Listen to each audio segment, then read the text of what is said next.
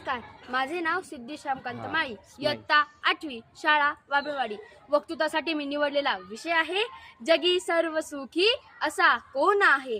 वैभवात व संपन्नतेत जीवन जगणाऱ्या मिडास राजाला वाटले की आपण अजून सुखी व्हायला हवे. हात लावीन ते सोनं होईल असा वर मिळाल्यानंतर त्याचा संपूर्ण महालातील वस्तू, बाग बगीचा सोन्याचा झाला.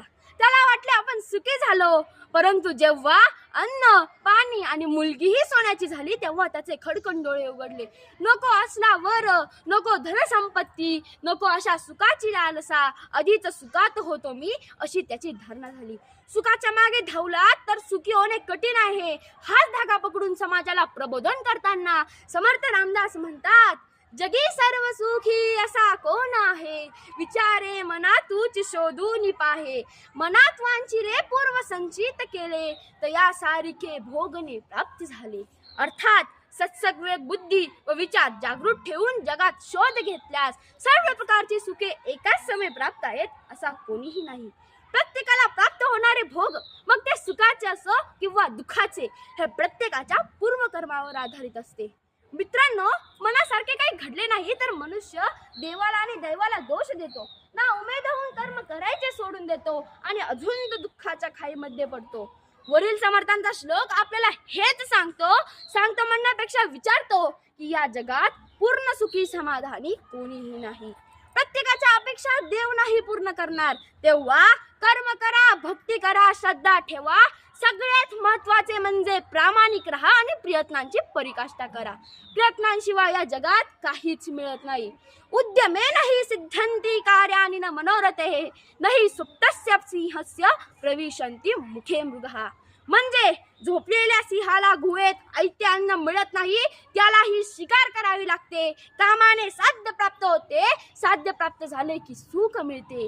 म्हणून सुखी होण्यासाठी प्रयत्न, श्रम, जिद्द, चिकाटी आवश्यक आहेत. दुसऱ्याकडे बघून आपल्या सुखदुःखाच्या कल्पना करणे चुकीचे आहे. सगळे जग सुखासाठी धडपडत आहे, पण सुख हे मृगजळासारखे आहे. हाती आले असे वाटते तोच ते निसटून जाते. सकारात्मक दृष्टिकोन बाळगून प्रयत्न करणारा सुखाचा हकदार आहे. परंतु अलीकडील जगात जो आळसात दिवस घालवतो तो सुद्धा सुखाची अपेक्षा करतो. म्हणून तर सुविचारकार म्हणतात, success is not so easy and it is certainly not for the lazy. आळशी माणसाला यश नाही मिळणार. हे दुर्लभ नाही पण सुलभ नाही. आणि यश नसेल तर सुख कसे मिळणार? सुखी व्हायचंय ना, मग एकच मंत्र लक्षात ठेवा, कधीही नैराश्येत जाऊ नका. प्रत्येकाला ज्याच्या त्याच्या परीने सुखही आहे आणि दुःखही आहे. ऊन पावसाचा खेळ आहे तो. एकाच नाण्याच्या दोन बाजू. सुख असेल तर दुःख नाही आणि दुःख असेल तर सुख नाही. दुसऱ्याकडे बघून आपल्या नशिबाची बरोबरी करू नका.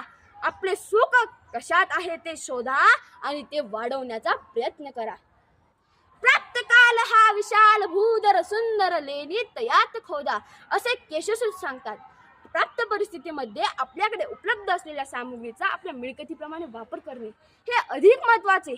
तर लालच, लोभ व गरज यातील फरक स्वतःच्या मनाला विचारणे हे अधिक महत्वाचे. तर तुमच्या मासिक उत्पन्नात तुम्ही कसे नियोजन करता हे सर्वात महत्वाचे. योग्य नियोजन झाले तर समाधान, आणि समाधान जिथे सुख तिथे, हे त्रिकाळा बाधित सत्य आहे. आयुष्यात जर प्रगती करायची असेल तर मोठी स्वप्ने बघा व ती कृतीत आणा. परंतु वर्तमान स्थितीमध्ये आपल्यापेक्षा कमी उत्पन्न असलेल्या लोकांकडे बघा. कधीही कुणाशी तुलना करू नका. मेहनतीच्या मार्गाने कमावलेल्या कमी पैशातही मिळालेले समाधान हे इतर मार्गाने आलेल्या पैशापेक्षा खूप जास्त असते. पैसा ही जगण्यासाठी महत्वाची गरज आहे, पण तिचे लालचीत रूपांतर होऊ देऊ नका. निरोगी शरीर निरोगी मनाला, निरोगी मन सद्विचाराला, सद्विचार सत्कृतीला व सत्कृती सदाचरणाला, आणि सदाचरण सुखाला जन्म देते. हाच सदा सर्वदा सुखी होण्याचा सोपा मंत्र आहे. म्हणून तर गझलकार P.L. बामनिया म्हणतात, खूबसूरत है जिंदगी बस अपना ख्याल कर, खूबसूरत है जिंदगी बस अपना ख्याल कर, रख खुशी का हर पल तस्वीर में डाल कर, रख खुशी का हर पल तस्वीर में डाल कर. धन्यवाद. जय हिंद, जय महाराष्ट्र.